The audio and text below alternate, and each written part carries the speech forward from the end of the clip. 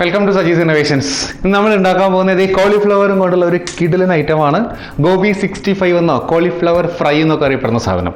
വളരെ ടേസ്റ്റിയാണ്. നമ്മൾ റെസ്റ്റോറൻറ്റിലോ തട്ടുകടയിലൊക്കെ ഉണ്ടാക്കുന്ന അതേ സ്റ്റൈലിൽ ഉണ്ടാക്കാൻ പോകുന്നത്. ഇത് മുമ്പ് ഹോട്ടൽസിൽ മാത്രം കിട്ടുമായിരുന്നു. ഇപ്പോൾ തട്ടുകടകളിലും ചായക്കടകളിലും ഒക്കെ ഈവനിങ് സ്നാക്കായിട്ട് പോലും ഇത് കിട്ടുന്നുണ്ട്.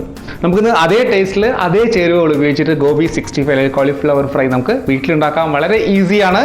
നമുക്ക് 1 by 1 ആയിട്ട് നോക്കാം. ആദ്യം ഞാൻ ചെയ്യാൻ പോകുന്നത് ഈ ഒരു കോളിഫ്ലവർ ഞാനിപ്പോൾ ഒരു 1/2 കിലോ ഉണ്ടാവും. ഇത് വൃത്തിയാക്കി എടുക്കുമ്പോൾ 1/2 കിലോ വെച്ചിട്ട് ഉണ്ടാക്കാൻ പോകുന്നത്. അത് ഇതിനൊന്ന് കട്ടാക്കിയിട്ട് തിരിച്ചു വരാം.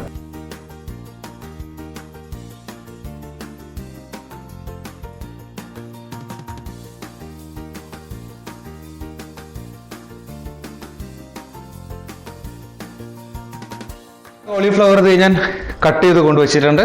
അധികം വലുതാക്കണ്ട കേട്ടോ. ഇതൊന്ന് ഫ്രൈ ആയി കിട്ടാൻ വേണ്ടി അത്യാവശ്യം ഇളം തണ്ടുകളും കൂടെ ഞാൻ എടുത്തിട്ടുണ്ട് കേട്ടോ. അത് നല്ലതാണ് ഫ്രൈ ആക്കാൻ.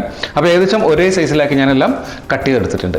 നന്നായിട്ട് വാഷ് ചെയ്യുകയും ചെയ്തു കേട്ടോ. അതിനുശേഷം ഞാൻ ഒരു പാത്രത്തിൽ കുറച്ച് വെള്ളം വെച്ചിട്ടുണ്ട്. കുറച്ച് അധികം വെള്ളം വെച്ചിട്ടുണ്ട്. ആ വെള്ളത്തിലേക്ക് ഒരു അല്പം ഉപ്പ്, പിന്നെ കുറച്ച് മഞ്ഞൾപ്പൊടി ഇട്ട് കൊടുക്കണ്ടേ. അവിടെ ഇതിലേക്ക് ഞാൻ ഈ കോളിഫ്ലവർ ഇട്ട് കൊടുക്കാം.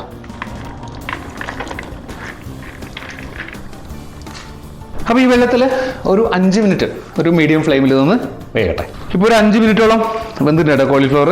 ആയിട്ട് നമുക്ക് ഇതിനൊരു സ്ട്രെയിനറിലേക്ക് മാറ്റാം കേട്ടോ.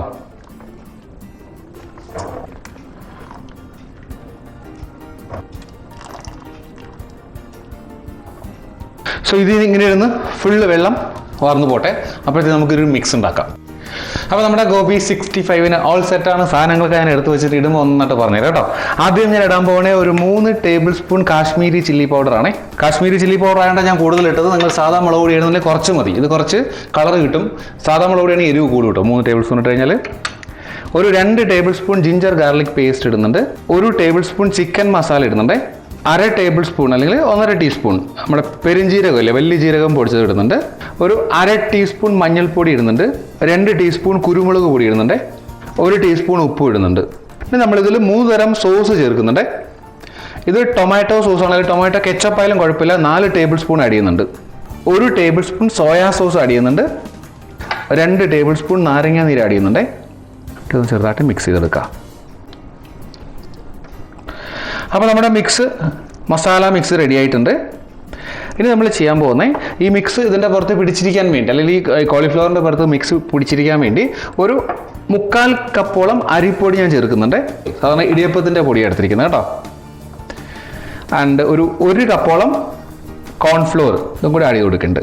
എന്നിട്ട് ഇതെല്ലാം കൂടി നന്നായിട്ടൊന്ന് മിക്സ് ചെയ്യാം. ഇനി ഇത് ആവശ്യത്തിന് വെള്ളം ഒഴിച്ച് കൊടുക്കുക. ഒത്തിരി വെള്ളം ഒഴിക്കരുത്. ആ ഒരു കൺസിസ്റ്റൻസി കിട്ടുന്നവരെ, നമുക്കിത് ആ ബൈൻഡ് ചെയ്ത് നിൽക്കുന്നൊരു കൺസിസ്റ്റൻസി കിട്ടുന്നത് വരെ വെള്ളം ഒഴിച്ച് മിക്സ് ചെയ്തെടുക്കുക കേട്ടോ. വെള്ളം ഒഴിക്കുമ്പോൾ കെയർഫുള്ളായിട്ട് ഒഴിക്കുക. കൂടിപ്പോയി ഒന്നും ചെയ്യാൻ പറ്റില്ല. പിന്നെ നമുക്ക് ഒത്തിരി എക്സ്ട്രാ ഫ്ലോറൊക്കെ ആഡ് ചെയ്യേണ്ടി വരും. അപ്പോൾ നമ്മൾ ആവശ്യത്തിന് വെള്ളം ആഡ് ചെയ്തിട്ട് നമ്മുടെ ബാറ്റർ ഈ ഒരു കൺസിസ്റ്റൻസിയിൽ ആക്കി എടുത്തിട്ടുണ്ട് കേട്ടോ.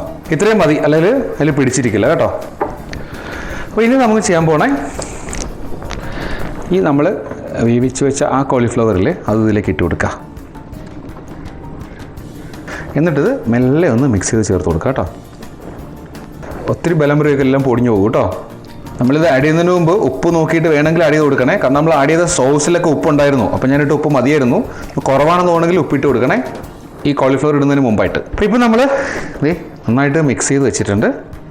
ഇനി ഇതിനൊരു അരമണിക്കൂറെങ്കിലും, അരമണിക്കൂർ കിട്ടില്ല 15 മിനിറ്റായാലും മതി, അരമണിക്കൂർ ഇങ്ങനെ റെസ്റ്റ് ചെയ്യാൻ വയ്ക്കുക. അതിനുശേഷം നമുക്ക് വറുത്തെടുക്കാം. അപ്പോൾ നമ്മുടെ കോളിഫ്ലവർ മിക്സ് അരമണിക്കൂർ മാരിനേറ്റ് ചെയ്ത് ഞാൻ വെച്ചിട്ടുണ്ട്. ശരിക്കും മസാലയിലും മിക്സിലാൽ ബാറ്ററിൽ മുങ്ങിയിരിക്കുകയാണെങ്കിൽ ശരിക്കും അതിൻ്റെ ഒരു എരിവും അതിൻ്റെ മസാലയൊക്കെ ശരിക്കും ഇതിൽ പിടിക്കുള്ളൂ കേട്ടോ. അങ്ങനെ ഞാൻ വെച്ചിരിക്കുന്നത്. അപ്പോൾ ആദ്യം ഞാൻ ചെയ്യാൻ പോകുന്നത് കുറച്ച് മുളകും കുറച്ച് കറിവേപ്പിലയും ഇതിൽ മിക്സ് ചെയ്യാനാണ്. ആദ്യം ഇതിലിട്ട് വറുക്കുമ്പോൾ ഗുണം എന്താണെന്ന് വെച്ചാൽ ബാക്കി ആ എണ്ണയിൽ ഈ കറിവേപ്പിലയുടെ ഒരു ടേസ്റ്റ് ഉണ്ടാവും. അപ്പോൾ ബാക്കി വറുക്കുന്നതിലൊക്കെ തന്നെ ആ ടേസ്റ്റ് കിട്ടും. അതുകൊണ്ട് ഞാൻ ആദ്യം അതിടാൻ പോവുക കേട്ടോ.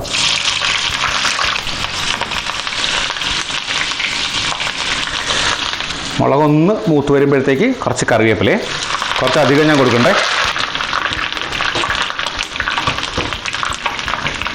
എന്നിട്ട് നമുക്കിതിനൊന്ന് കോരിയുടെ സ്ട്രെയിനറിലേക്ക് വെക്കാം കേട്ടോ.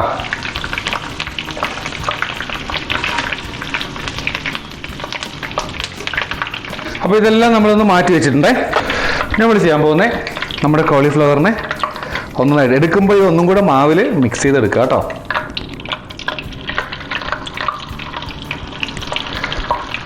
അങ്ങനെ ഓരോന്നിട്ട് എടുത്താലും ഒട്ടിപ്പിടിക്കില്ല, അല്ലെങ്കിൽ ഒട്ടിപ്പിടിക്കും കേട്ടോ പരസ്പരം.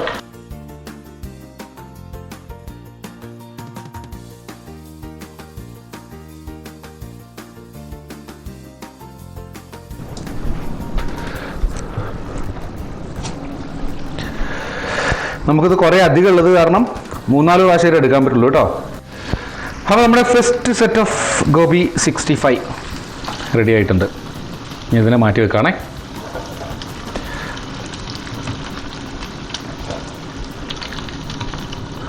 അപ്പോൾ ഇനി അടുത്ത സെറ്റ് ഇതുപോലെ ഇട്ട് കൊടുക്കാം കേട്ടോ. ഞാനിപ്പോൾ ഒരു മീഡിയം ഫ്ലെയിമിലാണ് ചെയ്യുന്നത് കേട്ടോ. ഒത്തിരി ഫ്ലെയിം ഇട്ട് കഴിഞ്ഞാൽ കരിഞ്ഞു പോകും.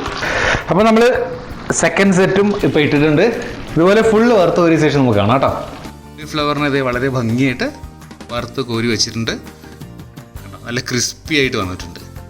അപ്പോൾ ഞാനിതിനെ ഒരു പാത്രത്തിലേക്ക് ഇട്ടിട്ട് നമ്മൾ നേരത്തെ വറുത്ത് വെച്ച കറിവേപ്പിലയും പച്ചമുളകും ഇല്ലേ, അതിലേക്ക് ഒന്ന് ആഡ് ചെയ്തിട്ട് നന്നായിട്ട് മിക്സ് ചെയ്തെടുക്കാം. പച്ചയും ചുവപ്പൊക്കെ കൂടി നല്ല ഭംഗിയായിട്ട് വന്നിട്ടുണ്ട് കേട്ടോ.